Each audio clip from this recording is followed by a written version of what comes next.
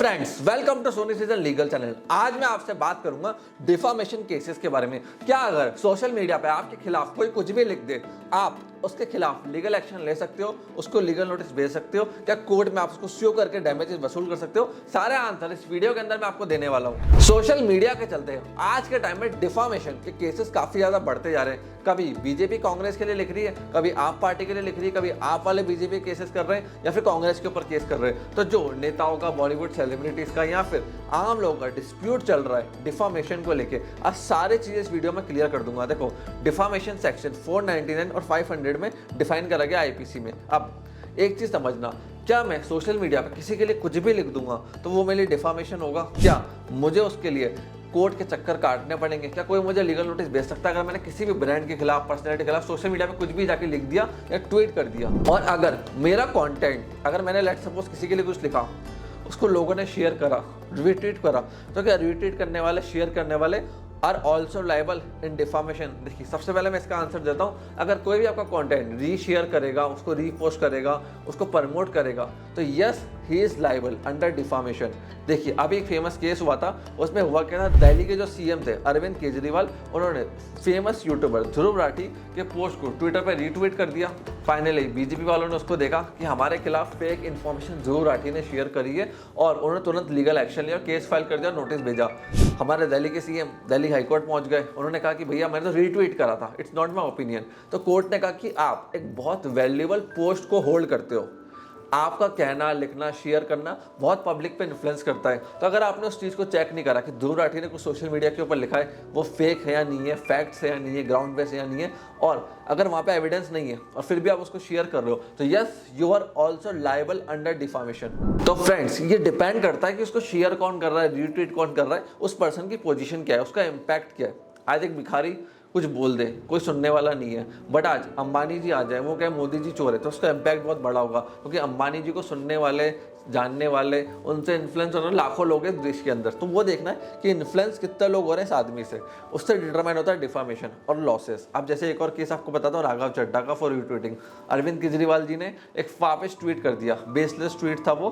एक कहा कि जो है ना, ये बीजेपी के पॉलिटिशियन है, वो करप्ट है। उस पोस्ट को रीट्वीट करा गया बाय 5 आप लीडर्स, उन सबको लीगल नोटिस भेजा गया, उन सबके ऊपर केस हुआ, वो सब कोर्ट मूव करे और कोर्ट ने सेम चीज़ कही कि आप लोग आप पार्टी से जुड़े हुए हो, अच्छी पोजीशंस होल्ड करते हो, लीडरशिप रोल के अंदर, तो यस, रीट्वीट करना उस कंटेंट को जिसके कोई एविडेंस बेस नहीं है, जो फेक कंटेंट है, उसमें डिफामेशन लगता है। तो यस, अगर आप रीट्वीट करते हो किसी भी कंटेंट को जो बिल्कुल फेक है इन्फॉर्मेशन, या जिसके पास कोई एविडेंस नहीं है, कोई बैकिंग नहीं है, तो वहाँ पे आपके ऊपर भी केस हो सकता है डिफामेशन का। अब अगर आप किसी प्रोडक्ट या सर्विस, किसी भी कंपनी के खिलाफ सोशल मीडिया पे कुछ लिखते हो, तो क्या आपके ऊपर डिफामेशन हो सकता है? उसका आंसर है यस। अगर आप किसी भी कंपनी के प्रोडक्ट को क्रिटिसाइज कर रहे हो, सर्विस को क्रिटिसाइज कर रहे हो विदाउट एनी एविडेंस और फैक्ट बेस्ड रॉन्ग इन्फॉर्मेशन आप सोशल मीडिया पे दे रहे हो, तो आपके ऊपर केस हो सकता है। जैसे एमवे ने एक आदमी पे केस फाइल करा था 2008 में। मद्रास हाई कोर्ट ने जजमेंट दिया कि जो आदमी सोशल मीडिया के ऊपर एमवे के खिलाफ लिख रहा है,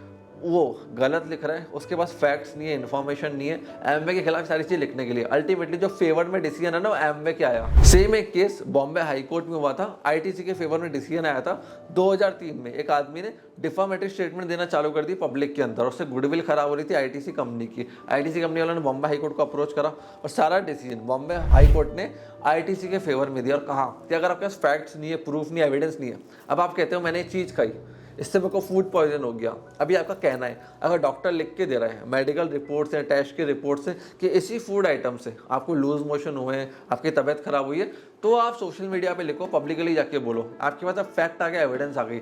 बट अगर आपके पास एविडेंस नहीं है, फैक्ट्स नहीं है, सोशल मीडिया पर आप शेयर कर रहे हो, तो आप पे केस हो सकता है। और ऑब्वियसली ये मैटर करता है कि आपकी पोजीशन क्या है जो आप सोशल मीडिया पे लिख रहे हो, मतलब आप कितने लोगों को इन्फ्लुएंस करते हो, कितने आपके फॉलोअर्स है, कितनी आपकी रीच है। जैसे इलॉन मस्क 2021 में इन्होंने डॉज कॉइन के लिए ट्विटर पे ट्वीट करा था।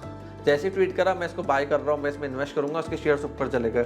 कुछ टाइम बाद उन्होंने कहा बिल्कुल बकवास बिटकॉइन है, मेरे काम का नहीं है, उसके शेयर डाउन चले गए। काफ़ी ज़्यादा पब्लिक को उससे नुकसान हो गया। अब जैसे अदानी ग्रुप पे, अब हिंदुस्तान में कितने लोग बोलते हैं अदानी चोर है, अदानी किसी पे केस करता नहीं, उसको फर्क नहीं पड़ता। बट अभी एक रिपोर्ट निकल कर आई थी हिंदुनबर्ग की, उन्होंने कहा था कि अदानी ग्रुप चोर है, इनके फाइनेंशियल स्टेटमेंट फ्रॉड है, बहुत सारी मिस्टेक्स है, फाइनेंशियल मिस्टेक्स है और फ्रॉड होने के बहुत ज़्यादा चांसेस है।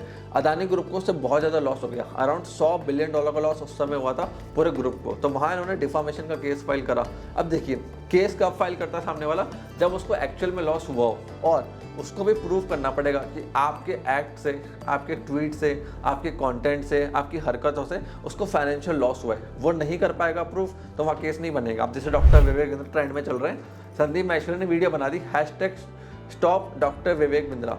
अभी डॉक्टर विवेक बिंद्रा जी ने क्रिमिनल केस भी फाइल करा संदीप माहेश्वरी के against for deformation and everything. उन्होंने सारा एविडेंस कोर्ट में सबमिट करे कि कैसे उनकी कंपनी को रेवेन्यू का लॉस हुआ, कैसे उनको रेपुटेशन का लॉस हुआ और कैसे Sandeep Maheshwari without any facts proper evidence उनको डिफेम कर रहे हैं। और अगर आप संदीप माहेश्वरी ने उनको टाइम पे रिस्पॉन्स नहीं दिया, वो सारे फैक्ट्स एविडेंस से प्रूफ नहीं कर पाए, तो अल्टीमेटली सारे डैमेजेस संदीप माहेश्वरी को बनने पड़ेंगे। तो वही है कि अगर आप कोर्ट में जा रहे हो तो आपके पास एविडेंस होना चाहिए। और देखो कोई आपके लिए कुछ भी लिख रहा है सोशल मीडिया पे, आप उसको लीगल नोटिस भेज सकते हो, साइबर FIR कटवा सकते हो, कोर्ट में आप स्टे के लिए मूव कर सकते हो। तो ये सारे रास्ते आपको मिलते हैं अगर कोई भी आपके लिए पब्लिकली सोशल मीडिया पे, पेपर पे fake information, defaming information share करता है तो। एंड एक चीज का ध्यान रखना, अगर आप एविडेंस कलेक्ट कर रहे हो तो उसकी वीडियो बनाओ, प्रॉपर स्क्रीनशॉट लो, सारे लिंक्स को सेव करो, क्योंकि एक टाइम बाद जब आप लीगल नोटिस भेजोगे, कोर्ट में जाओगे, सामने वाले ने कंटेंट को डिलीट कर दिया, तब क्या होगा? तो उसकी CD बना लो, सारा एविडेंस बना लो, 65 सर्टिफिकेट बनता है, कोर्ट में पेश करना पड़ता है, इस सारा डेटा आपके पास होना चाहिए। तो अगर आप कोर्ट में केस फाइल करो तो आपका केस पिटना नहीं चाहिए। फ्रेंड्स, अगर आपको वीडियो पसंद आई तो उसको लाइक करो।